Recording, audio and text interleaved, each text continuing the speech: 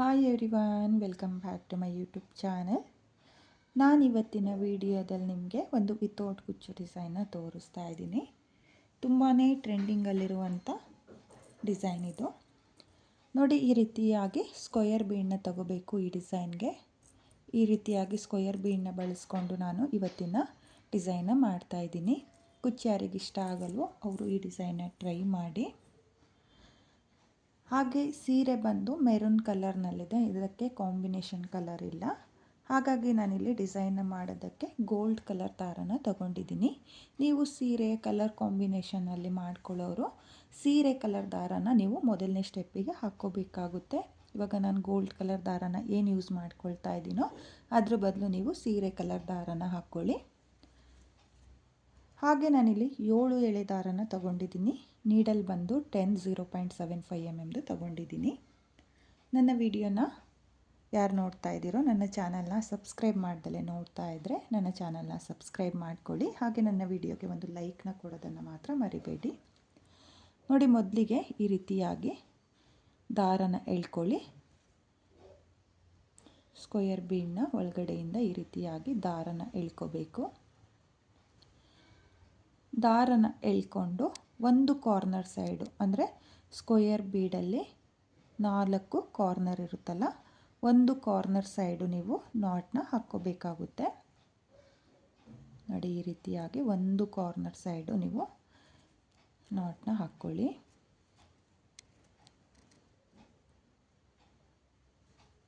ನೋಡಿ, ಈ ರೀತಿಯಾಗಿ ನಾಟ್ನ ಹಾಕ್ಕೋಬೇಕು. 2 ನಾಟ್ನ ಹಾಕಿ ಆದಮೇಲೆ ಸೇಮ್ ಕಾರ್ನರಿಗೆ ನೀಡಲ್ನ ಹಾಕಿ ಮೊದಲಿಗೆ ದಾರನ ಎಳ್ಕೊಳ್ಳಿ. ನೋಡಿ, ದಾರನ ಎಳ್ಕೊಂಡು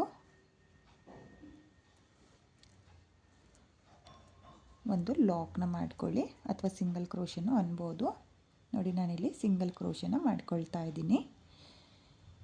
ನೋಡಿ, ಇಲ್ಲಿಂದ ನೋಡ್ಕೊಳ್ಳಿ, ನಿಡಲ್ ಮೇಲೆ ಯಾವುದೇ ದಾರನ ತಗೊಳ್ತಾ ಇಲ್ಲ.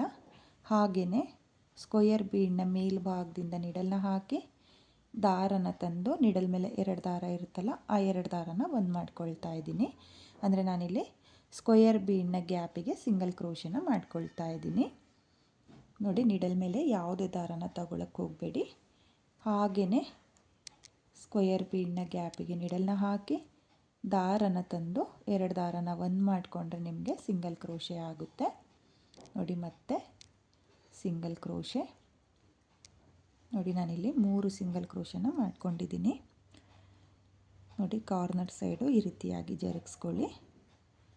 ಇವಾಗ ಮತ್ತೆ ನಿಡಲ್ನ ಹಾಕಿ ದಾರನ ತಂದು ಸಿಂಗಲ್ ಕ್ರೋಶನ ಮಾಡ್ಕೋಬೇಕು. ನೋಡಿ, ಈ ಎಕ್ಸ್ಟ್ರಾ ದಾರ ಏನಿದೆಯೋ ಅದನ್ನು ನಾನು ಸಿಂಗಲ್ ಕ್ರೋಶೆ ಒಳಗಡೆ ಹಾಕ್ಕೊಂಡು ಸಿಂಗಲ್ ಕ್ರೋಶನ ಮಾಡ್ಕೊಳ್ತಾ ಇದ್ದೀನಿ. ನೋಡಿ, ನಾನಿಲ್ಲಿ 5 ಸಿಂಗಲ್ ಕ್ರೋಶೆ ಆಗಿದೆ. ಇವಾಗ ಮತ್ತೆ ಒಂದು ಸಿಂಗಲ್ ಕ್ರೋಶೆ, ಹಾಗೆ ಮತ್ತೆ ಒಂದು ಸಿಂಗಲ್ ಕ್ರೋಶೆ. ನೋಡಿ, ಒಟ್ಟು ನಾನು 7 ಸಿಂಗಲ್ ಕ್ರೋಶನ ಮಾಡ್ಕೊಂಡಿದ್ದೀನಿ. ನೀವೂ ಅಷ್ಟೇ ಒಂದು ಸೈಡ್ ಮಾತ್ರ, ನೋಡಿ ಒಂದು ಸೈಡ್ ಮಾತ್ರ 7 ಸಿಂಗಲ್ ಕ್ರೋಶನ ಮಾಡ್ಕೊಂಡಿದ್ದೀನಿ. ಸ್ಟಾರ್ಟಿಂಗಲ್ಲಿ 2 ನಾಟ್ನ ಹಾಕ್ಕೊಳ್ಳಿ. ನಾಟ್ನ ಹಾಕಿ ಆದಮೇಲೆ ಸ್ಕ್ವೇರ್ಗೆ ಒಂದು ಸಲ ಲಾಕ್ನ ಮಾಡ್ಕೊಳ್ಳಿ. ಲಾಕ್ನ ಮಾಡಿ ಆದಮೇಲೆ 7 ಸಿಂಗಲ್ ಕ್ರೋಶನ ಮಾಡ್ಕೋಬೇಕು. 7 ಸಿಂಗಲ್ ಕ್ರೋಶೆ ಆದಮೇಲೆ ಈ ಎಕ್ಸ್ಟ್ರಾ ದಾರ ಏನಿದೆಯೋ ಅದನ್ನು ಈ ರೀತಿಯಾಗಿ ಕಟ್ ಮಾಡ್ಕೊಬಿಡಿ. ಈ ರೀತಿ ಸಿಂಗಲ್ ಕ್ರೋಶೆ ಒಳಗಡೆ ಹಾಕ್ಕೊಂಡ್ರೆ ನಿಮಗೆ ಗ್ಲೋ ಹಾಕೋ ಅವಶ್ಯಕತೆ ಇರಲ್ಲ. ನೋಡಿ, ಈ ರೀತಿಯಾಗಿ ನೀವು 7 ಸಿಂಗಲ್ ಕ್ರೋಶನ ಮಾಡ್ಕೋಬೇಕು.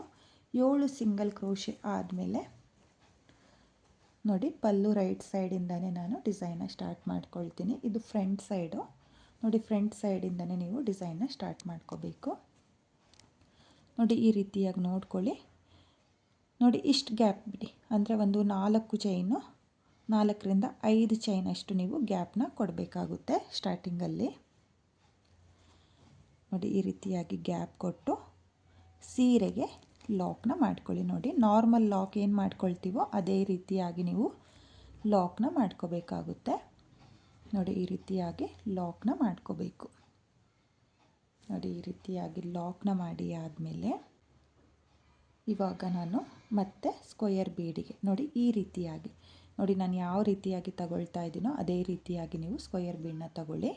ನೋಡಿ, ಈ ರೀತಿಯಾಗಿ ತಗೊಂಡು ಮತ್ತೆ ನೋಡಿ ಈ ಸಿಂಗಲ್ ಕ್ರೋಶನ ಮಾಡಿದ್ದೀವಲ್ಲ ಅದ್ರ ಪಕ್ಕದ ಲೇಯರು ಅಂದರೆ 4 ಭಾಗದಲ್ಲಿ ಅದ್ರ ಪಕ್ಕದ ಭಾಗಕ್ಕೆ ನೀವು ಮತ್ತೆ ಸಿಂಗಲ್ ಕ್ರೋಶನ ಮಾಡ್ಕೋಬೇಕು.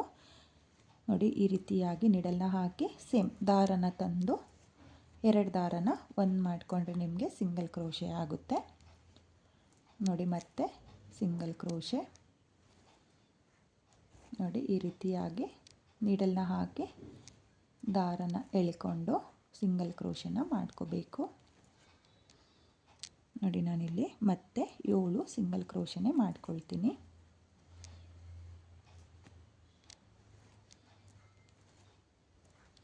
ನೋಡಿ 7 ಸಿಂಗಲ್ ಕ್ರೋಶನ ಮಾಡ್ಕೊಂಡಿದ್ದೀನಿ. ಈ ರೀತಿಯಾಗಿ ಬರುತ್ತೆ. ನಾನು ಬ್ಯಾಕ್ ಸೈಡಿಂದ ಸಿಂಗಲ್ ಕ್ರೋಶನ ಮಾಡ್ಕೊಂಡಿರೋದು. ಫ್ರಂಟ್ ಸೈಡ್ ಮಾಡಿಕೊಂಡ್ರೆ ಈ ರೀತಿ ಬರುತ್ತೆ. ನೀವು ನಾರ್ಮಲ್ಲು ಸ್ಕ್ವಯರ್ ಬೀಡನ್ನ ತಗೊಳ್ತೀನಿ ಅಂದರೆ ಅದು ಮುರಿದೋಗುತ್ತೆ. ಹಾಗಾಗಿ ನಾನು ಈ ರೀತಿಯಾಗಿ ಗಟ್ಟಿಯಾಗಿ ಬರೋ ಸ್ಕ್ವಯರ್ ಬೀಡನ್ನ ತಗೊಂಡಿದ್ದೀನಿ.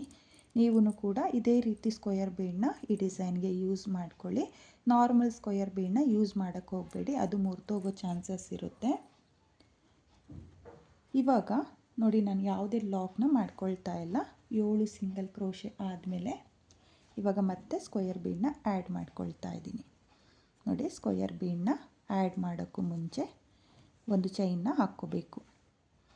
ನಾನು ಈ ಚೈನ್ನ ಯಾಕೆ ಹಾಕ್ತಾಯಿದ್ದೀನಿ ಅಂತ ಹೇಳ್ಬಿಟ್ಟು ನಾನು 2ನೇ ಸ್ಟೆಪ್ಪಲ್ಲಿ ನಿಮಗೆ ಎಕ್ಸ್ಪ್ಲೈನ್ ಮಾಡ್ತೀನಿ.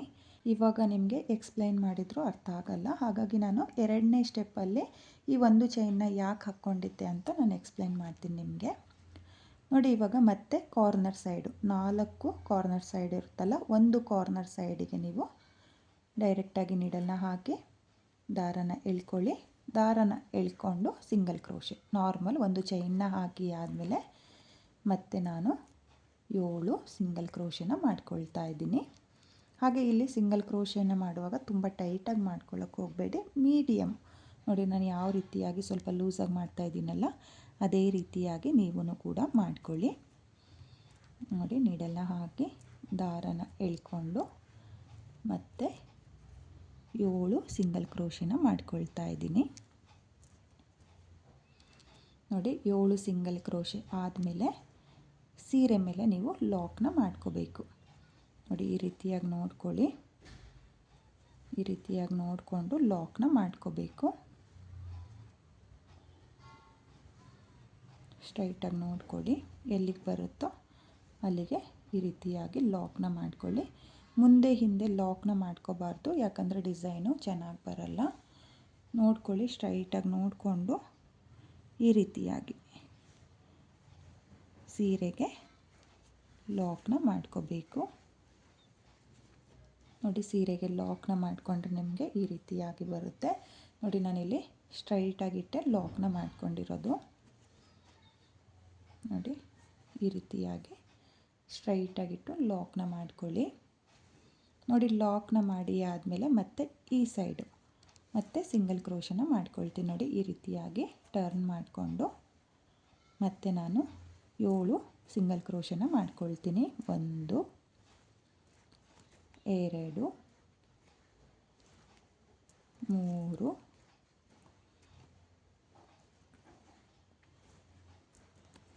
5 6 7. ನೋಡಿ 7 ಸಿಂಗಲ್ ಕ್ರೋಶೆ ಆಗಿದೆ. 7 ಸಿಂಗಲ್ ಕ್ರೋಶೆ ಆದಮೇಲೆ ಮತ್ತೆ ನಾನು ಸ್ಕ್ವಯರ್ ಬೀಡನ್ನ ಸೇರಿಸ್ಕೊಳ್ತಾ ಇದ್ದೀನಿ. ಸ್ಕ್ವಯರ್ ಬೀಡನ್ನ ಸೇರಿಸೋಕ್ಕೂ ಮುಂಚೆ ನಾನು ಆಗಲೇ ಒಂದು ಚೈನ್ನ ಹಾಕ್ಕೊಂಡಿದ್ನಲ್ಲ, ಅದೇ ರೀತಿಯಾಗಿ ಒಂದು ಚೈನ್ನ ಹಾಕ್ಕೊಳ್ತಾ ಇದ್ದೀನಿ. ಒಂದು ಚೈನ್ನ ಹಾಕಿ ಆದಮೇಲೆ ಕಾರ್ನರಿಂದ ಮತ್ತೆ ನಾನು 7 ಸಿಂಗಲ್ ಕ್ರೋಶನ ಮಾಡ್ಕೊಳ್ತಾ ಇದ್ದೀನಿ. ನಾನು ನಿಧಾನಕ್ಕೆ ನಿಮಗೆ ಎಕ್ಸ್ಪ್ಲೈನ್ ಮಾಡ್ತಾ ಇದ್ದೀನಿ, ನೀವು ನೋಡಿಕೊಂಡು ಈ ರೀತಿಯಾಗಿ ಡಿಸೈನ್ನ ಮಾಡ್ಕೊಳ್ಳಿ. ನೋಡಿ ಈ ಕಾರ್ನರ್ ಸೈಡಿಂದ 2ನೇ ಕಾರ್ನರ್ ಸೈಡ್ವರೆಗೂ ನೀವು 7 ಸಿಂಗಲ್ ಕ್ರೋಶನ ಮಾಡ್ಕೋಬೇಕಾಗುತ್ತೆ.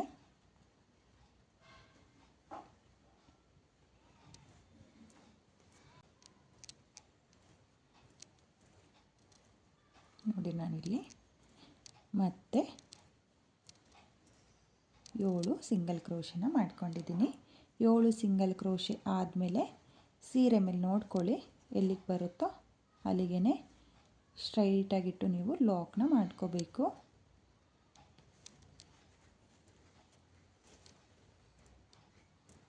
ನೋಡಿ ಈ ರೀತಿಯಾಗಿ ಲಾಕ್ನ ಮಾಡ್ಕೋಬೇಕು. ನೋಡಿ ಲಾಕ್ನ ಮಾಡಿ ಆದಮೇಲೆ ಮತ್ತೆ 7 ಸಿಂಗಲ್ ಕ್ರೋಶನೇ ಮಾಡ್ಕೊಳ್ತೀನಿ. ನೋಡಿ ನಾನಿಲ್ಲಿ 7 ಸಿಂಗಲ್ ಕ್ರೋಶನೇ ಮಾಡ್ಕೊಳ್ತಾ ಇದ್ದೀನಿ. ನೀವು ಅಷ್ಟೇ ಕೌಂಟ್ನ ಮಾಡಿಕೊಂಡು 7 ಸಿಂಗಲ್ ಕ್ರೋಶೆಗಳನ್ನೇ ಮಾಡ್ಕೊಳ್ಳಿ.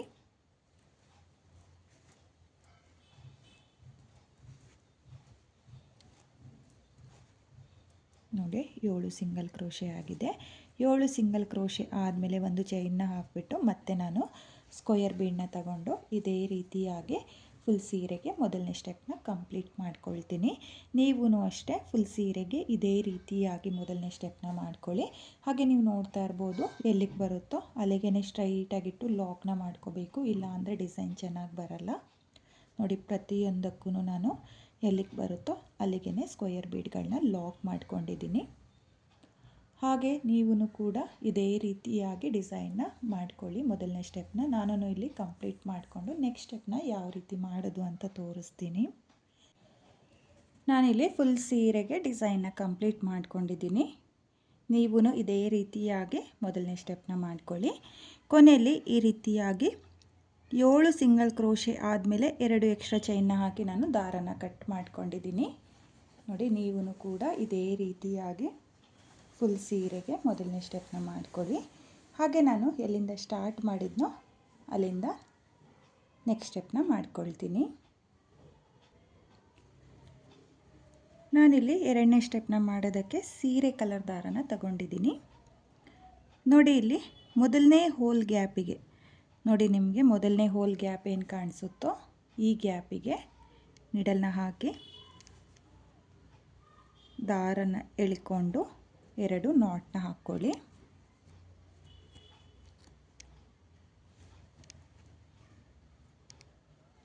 ನೋಡಿ ಈ ರೀತಿಯಾಗಿ 2 ನಾಟ್ನ ಹಾಕ್ಕೋಬೇಕು. ನೋಡಿ ಸೇಮ್ ಗ್ಯಾಪಿಗೆ ಮತ್ತೆ ನೀಡಲ್ನ ಹಾಕಿ ದಾರನ ತಂದು ಮತ್ತೆ ಒಂದು ಸಲ ಲಾಕ್ನ ಮಾಡ್ಕೊಳ್ತಾ ಇದ್ದೀನಿ. ನೋಡಿ ಲಾಕ್ನ ಮಾಡಿ ಆದಮೇಲೆ ನೀಡಲ್ ಮೇಲೆ ಒಂದು ಸಲ ದಾರನ ಸುತ್ಕೊಳ್ಳಿ. ನೋಡಿ ಒಂದು ಸಲ ದಾರನ ಸುತ್ತಕೊಂಡು ಸ್ಕ್ವೇರ್ ಬೀಡ್ನ ಗ್ಯಾಪಿಗೆ ನೀಡಲ್ನ ಹಾಕಿ ದಾರನ ಎಳ್ಕೊಂಡು 2 ದಾರನ ಒಂದು ಮಾಡ್ಕೊಳ್ಳಿ, ಮತ್ತು 2 ದಾರನ ಒಂದು ಮಾಡ್ಕೊಳ್ಳಿ. ನೋಡಿ ನಾನಿಲ್ಲಿ ಡಬಲ್ ಕ್ರೋಶೆ ಕಂಬನ ಮಾಡ್ಕೊಳ್ತಾ ಇದ್ದೀನಿ. ನೀಡಲ್ ಮೇಲೆ ಮತ್ತೆ ಒಂದು ಸಲ ದಾರನ ಸುತ್ತಕೊಳ್ತಾ ಇದ್ದೀನಿ. ಒಂದು ಸಲ ದಾರನ ಸುತ್ತಕೊಂಡು ಸ್ಕ್ವೇರ್ ಬೀಡ್ನ ಗ್ಯಾಪಿಗೆ ನೀಡಲ್ನ ಹಾಕಿ ದಾರನ ತಂದು 2 ದಾರನ ಒಂದು ಮಾಡ್ಕೊಳ್ಳಿ, ಮತ್ತು 2 ದಾರನ ಒಂದು ಮಾಡ್ಕೊಳ್ಳಿ. ನೋಡಿ ನಾನಿಲ್ಲಿ ಸ್ಕ್ವೇರ್ ಬೀಡ್ನ ಗ್ಯಾಪಿಗೆ ಡಬಲ್ ಕ್ರೋಶೆ ಕಂಬನ ಮಾಡ್ಕೊಳ್ತಾ ಇದ್ದೀನಿ. ನೋಡಿ ನೀಡಲ್ ಮೇಲೆ ಒಂದು ಸಲ ದಾರನ ಸುತ್ತಕೊಂಡು ನಾನಿಲ್ಲಿ ಡಬಲ್ ಕ್ರೋಶೆ ಕಂಬನ ಮಾಡ್ಕೊಳ್ತಾ ಇದ್ದೀನಿ.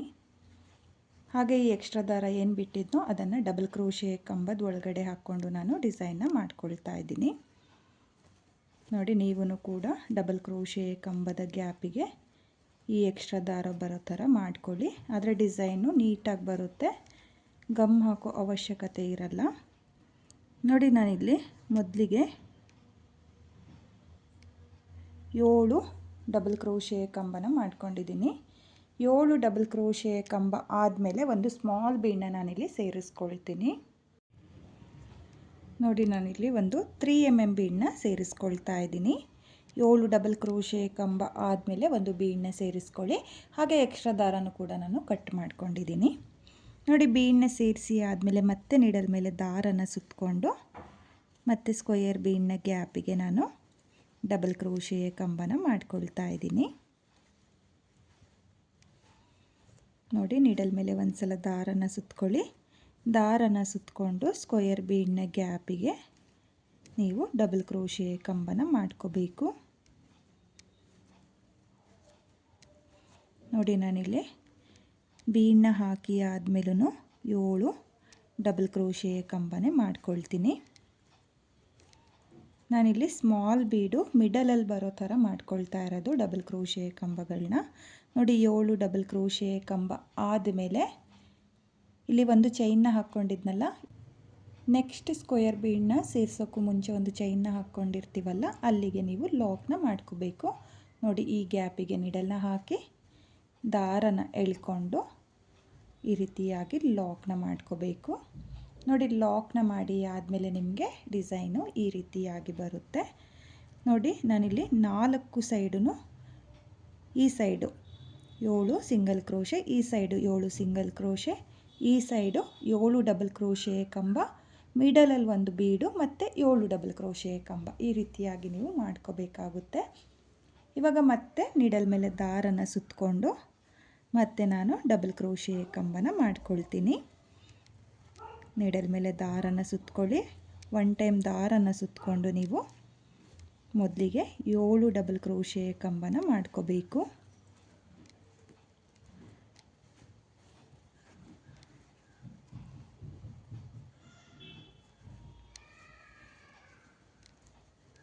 ನೋಡಿ, 7 ಡಬಲ್ ಕ್ರೋಶೆ ಕಂಬ ಆಗಿದೆ. 7 ಡಬಲ್ ಕ್ರೋಶೆ ಕಂಬ ಆದಮೇಲೆ ಇವಾಗ ಮತ್ತೆ ಸ್ಮಾಲ್ ಬೀಡನ್ನ ಸೇರಿಸ್ಕೊಳ್ತಾ ಇದ್ದೀನಿ. ಸ್ಮಾಲ್ ಬೀಡನ್ನ ಸೇರಿಸಿ ಆದಮೇಲೆ ಮತ್ತೆ ನೀಡಲ್ ಮೇಲೆ ದಾರನ ಸುತ್ತಕೊಂಡು ಮತ್ತೆ 7 ಡಬಲ್ ಕ್ರೋಶೆ ಕಂಬನ ಮಾಡ್ಕೊಳ್ತೀನಿ. ನೀವು ಮೊದಲನೇ ಸ್ಟೆಪ್ನ ನೀಟಾಗಿ ಮಾಡಿಕೊಂಡ್ರೆ ಎರಡನೇ ಸ್ಟೆಪ್ಪು ತುಂಬಾ ಈಸಿಯಾಗಿ ಮಾಡ್ಕೋಬೋದು. ಮೊದಲನೇ ಸ್ಟೆಪ್ಪು ಏನು ಕಷ್ಟ ಏನಿಲ್ಲ. ಸೀರೆ ಮೇಲೆ ಲಾಕ್ನ ಮಾಡುವಾಗ ಸ್ವಲ್ಪ ನೋಡ್ಕೊಂಡು ಲಾಕ್ನ ಮಾಡ್ಕೊಳ್ಳಿ. ಎಲ್ಲಿಗೆ ಬರುತ್ತೋ ಅಲ್ಲಿಗೆ ಸ್ಟ್ರೈಟಾಗಿಟ್ಟು ಲಾಕ್ನ ಮಾಡ್ಕೊಳ್ಳಿ. ಹಿಂದೆ ಮುಂದೆ ಮಾಡಿದರೆ ನಿಮಗೆ ಡಿಸೈನು ಪರ್ಫೆಕ್ಟಾಗಿ ಬರಲ್ಲ. ನೋಡಿ, ಮತ್ತೆ ನಾನಿಲ್ಲಿ ಬೀಡನ್ನ ಹಾಕಿ ಆದಮೇಲೆ 7 ಡಬಲ್ ಕ್ರೋಶೆ ಕಂಬನ ಮಾಡ್ಕೊಳ್ತಾ ಇದ್ದೀನಿ. ನೋಡಿ, 7 ಡಬಲ್ ಕ್ರೋಶೆ ಕಂಬ ಆದಮೇಲೆ ಮತ್ತೆ ನಾನು ಲಾಕ್ನ ಮಾಡ್ಕೊಳ್ತಾ ಇದ್ದೀನಿ. ಲಾಕ್ನ ಮಾಡಿ ಆದಮೇಲೆ ನೀವು ಡಿಸೈನ ನೋಡ್ತಾ ಇರ್ಬೋದು. ಈ ರೀತಿಯಾಗಿ ಪರ್ಫೆಕ್ಟಾಗಿ ಬರಬೇಕು. ನೀವು ಮೊದಲನೇ ಸ್ಟೆಪ್ನ ನೀಟಾಗಿ ಮಾಡಿಕೊಂಡ್ರೆ ಎರಡನೇ ಸ್ಟೆಪ್ಪು ನೀಟಾಗಿ ಬರುತ್ತೆ. ಹಾಗೆ ನಾನು ಆಗಲೇ ಹೇಳಿದ್ನಲ್ಲ, ಮೊದಲನೇ ಸ್ಟೆಪ್ನ ಮಾಡುವಾಗ ಒಂದು ಚೈನ್ನ ನಾನು ಏನಕ್ಕೆ ಹಾಕ್ಕೊಂಡೆ ಅಂತ ಹೇಳ್ತೀನಿ ಎರಡನೇ ಸ್ಟೆಪ್ನ ಮಾಡುವಾಗ ಅಂತ. ನೋಡಿ, ಡಬಲ್ ಕ್ರೋಶೆ ಕಂಬ ಮಾಡುವಾಗ ಗ್ಯಾಪ್ ಇರಬೇಕು. ಹಾಗಾಗಿ ನಾನು ಒಂದು ಚೈನ್ನ ಹಾಕ್ಕೊಂಡಿದ್ದೀನಿ. ನೀವು ಡಬಲ್ ಕ್ರೋಶೆ ಬೇಡ, ಸಿಂಗಲ್ ಕ್ರೋಶೆನೇ ಮಾಡ್ಕೊಳ್ತೀವಿ ಅಂದರೆ ನೀವು ಚೈನ್ನ ಹಾಕೋ ಅವಶ್ಯಕತೆ ಇರಲ್ಲ. ಡೈರೆಕ್ಟಾಗಿ ನೀವು ಸ್ಕ್ವೇರ್ ಬೀಡಿಗೆ ಸಿಂಗಲ್ ಕ್ರೋಶೆನ ಮಾಡ್ಕೋಬೋದು. ನೀವು ಡಬಲ್ ಕ್ರೋಶೆ ಕಂಬನೇ ಮಾಡ್ಕೊಳ್ತೀನಿ ಅನ್ನೋರು ಒಂದು ಚೈನ್ನ ಹಾಕ್ಕೊಳ್ಳಿ.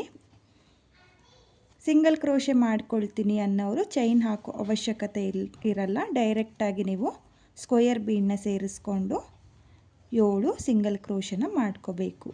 ನೋಡಿ, ಇವಾಗ ಮತ್ತೆ ನಾನು 7 ಡಬಲ್ ಕ್ರೋಶೆ ಕಂಬನ ಮಾಡ್ಕೊಳ್ತೀನಿ.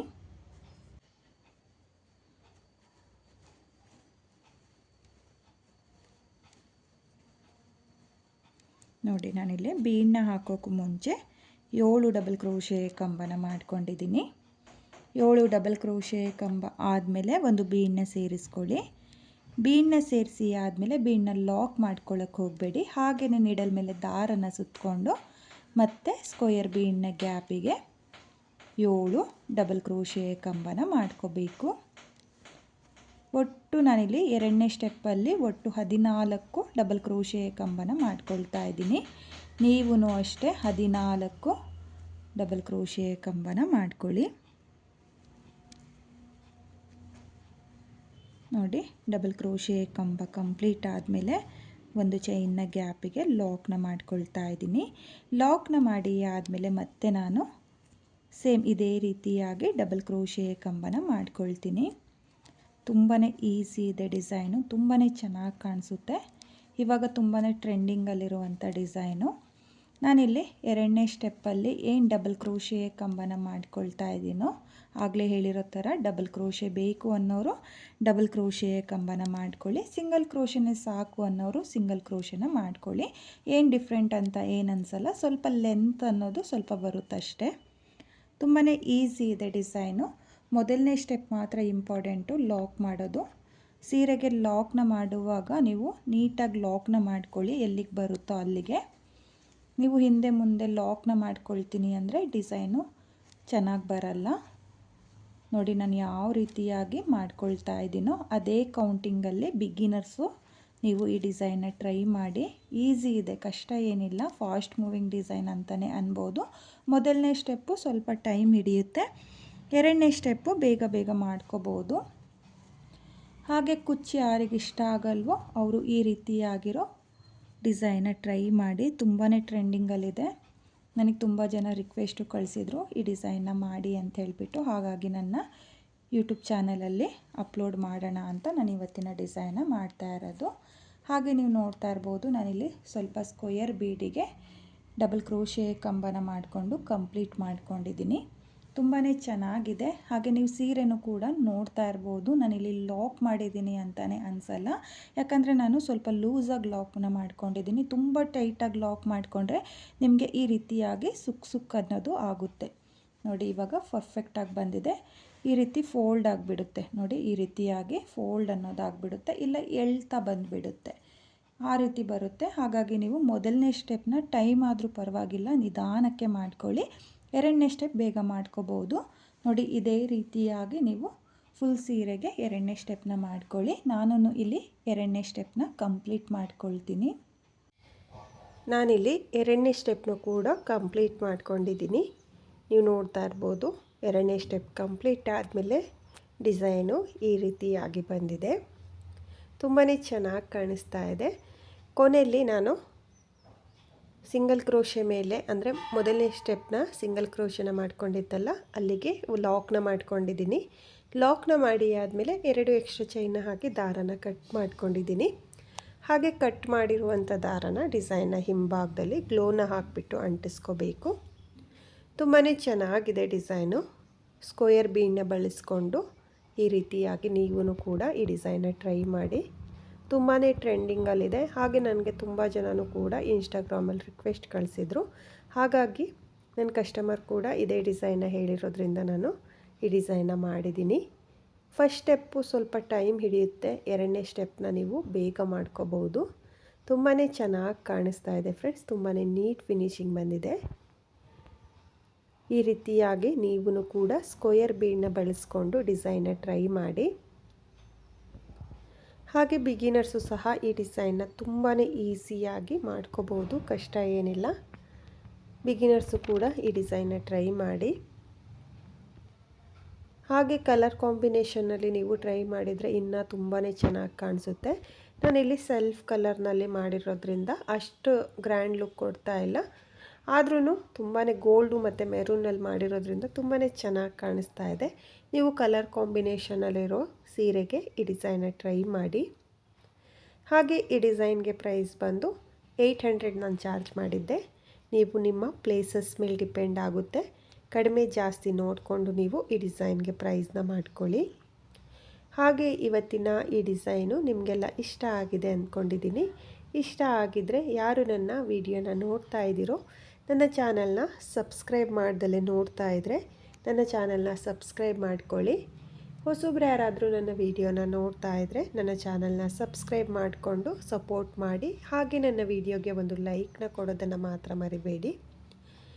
ಇವತ್ತಿನ ಈ ಸ್ಕ್ವೇರ್ ಬೀಡನ್ನ ಬಳಸ್ಕೊಂಡು ವಿತೌಟ್ ಕುಚ್ಚು ಡಿಸೈನ್ನ ಏನು ಮಾಡ್ಕೊಂಡಿದ್ದೀನೋ ಈ ಡಿಸೈನ್ ಹೇಗಿದೆ ಅಂತೇಳ್ಬಿಟ್ಟು ಕಾಮೆಂಟ್ನ ಮಾಡಿ ಶೇರ್ ಮಾಡಿ. Thank you friends, thank you for watching.